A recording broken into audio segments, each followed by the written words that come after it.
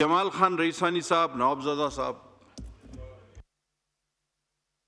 बहुत शुक्रिया जनाब स्पीकर टाइम देने का।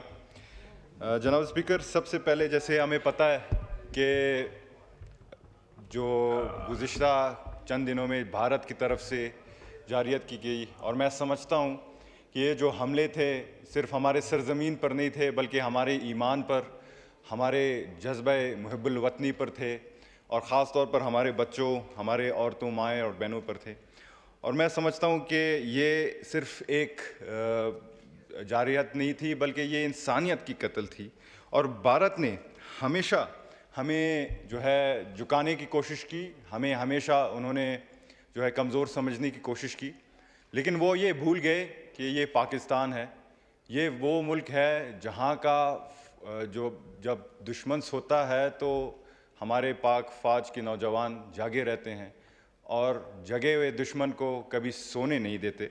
तो जवाबी कार्रवाई में जनाब स्पीकर, सबसे पहले मैं अपने पाक फ़िज़ाइया को, अपने पाक फोर्सेस को खराज तहसीन पेश करता हूँ और पूरे कौम को मुबारकबाद देना चाहता हूँ, जो कि ऑपरेशन बुनियान उल मरसूस की कामयाबी हुई। और जिस चीज़ पे भारत और मोदी सरकार को बड़ा फ़ख्र था, उनके रफ़ेल जहाज़ों को उनको ज़मीन बोस कर दी, और इसराइल के जितने भी ड्रोन्स थे उनको ज़मीन बोस कर दी। और ये एक चीज़ साबित कर ली कि हमारी पाक फ़ौज जो है वो कभी जो है वो इंतज़ार नहीं करती, बल्कि जब वक्त आए तो घुस कर जवाब भी देती है। General speaker, we are a peaceful nation. Pakistan हमेशा एक अमन पसंद मुल्क रहा है, और हम जो है पाकिस्तानी कौम, हम अमन की कायल कौम रहे हैं। लेकिन जब बात मादर वतन की हो और ख़ास तौर पर मासूमों की खून की हो, तो हर पाकिस्तानी अपने पाक फ़ौज के साथ इस मिट्टी का सिपाही है। जनाब स्पीकर, मैं हमेशा कहता था कि बलूचिस्तान में जो कुछ भी हो रहा है इसमें भारत का हाथ है, इंडिया का हाथ है। मैं जब जब बोल रहा था तब तब लोग चुप थे, और जब मैं हक और सच की बात कर रहा था तो चंद लोग इंडियन टीवीज़ पे बैठ के प्रॉक्सीज़ के तहत अफवाहें फैला रहे थे कि जी ये गलत कह रहा है। लेकिन बलूचिस्तान में आजकल जो भी हो रहा है, असल हाथ जो है इंडिया का है। और मैं उनको ये बताना चाहूँगा कि मैं हर फोरम पर ये कहता आ रहा हूँ कि बलूचिस्तान सिर्फ एक सरज़मीन नहीं, वो एक शेर दिल लोगों की सरज़मीन है, जहाँ पे हर घर में अपने वतन पर मर मिटने के लिए लोग तैयार हैं। और भारत हमेशा जनाब स्पीकर सोचता है, भारत हमेशा सोचता है कि बलूचिस्तान हमारी कमज़ोरी है, लेकिन वो ये नहीं जानते कि बलूचिस्तान जो है वो पाकिस्तान की जान है।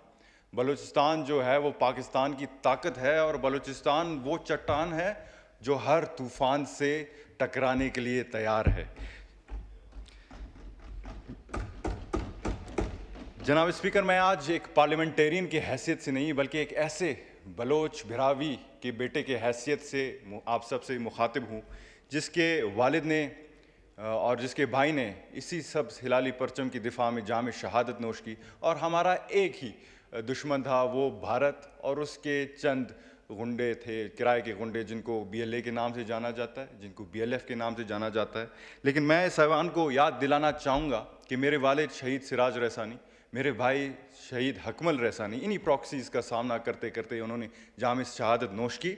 उनके साथ जितने भी हमारे सिविलियन थे, सिक्योरिटी फोर्सेस के थे, उन्होंने अपने ही सूबे के दिफा में की। लेकिन हमने कभी इन पर गम नहीं किया, हमने बल्कि उनको सब्ज़ हिलाली परचम में लपेट कर उनको फ़ख्र की बुनियाद पर हमने याद की। और आज भी हम जिंदा हैं, हम मरे नहीं हैं, आज भी हम बलूचिस्तान की मिट्टी से खड़े हैं, और आज भी हम जो है दहशतगर्दी के आग से लड़ते लड़ते फौलाद बन चुके हैं, और आज भी हम पाकिस्तान के, बलूचिस्तान के धड़कन में गूंजते हैं। जनाब स्पीकर, एक बात आज साबित हो गया कि चाहे वो पहलगाम का सानिया हो, या जाफ़र एक्सप्रेस की सानियात हों, या मस्तूंग या द्रिंगड़ के धमाके हों, मोदी सरकार हर वक्त एक ना एक साजिश में मसरूफ़ रहता है। लेकिन वो ये भूल गए कि ये 1971 का पाकिस्तान नहीं, ये जो है 2025 का बेदार पाकिस्तान है।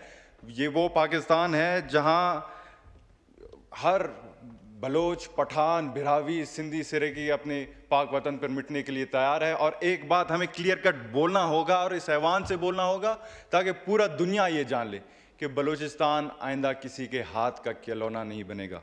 जनाब स्पीकर, रईसानी साहब ज़रा एक मिनट आप तवक्कुफ़ कीजिएगा। खालिद मक्सी साहब, आप वाहिद वज़ीर हैं और आप ज़रा आगे आकर बैठें ताकि पता चले कोई वज़ीर भी हाउस में मौजूद है। ज़रा ये पहली लाइन में आ जाएं आप। तो आप ज़रा अभी तो आप आ जाए ना, तो ताकि लोगों को ज़रा इत्मीनान हो कि हमारे दरमियान कोई वज़ीर भी मौजूद है।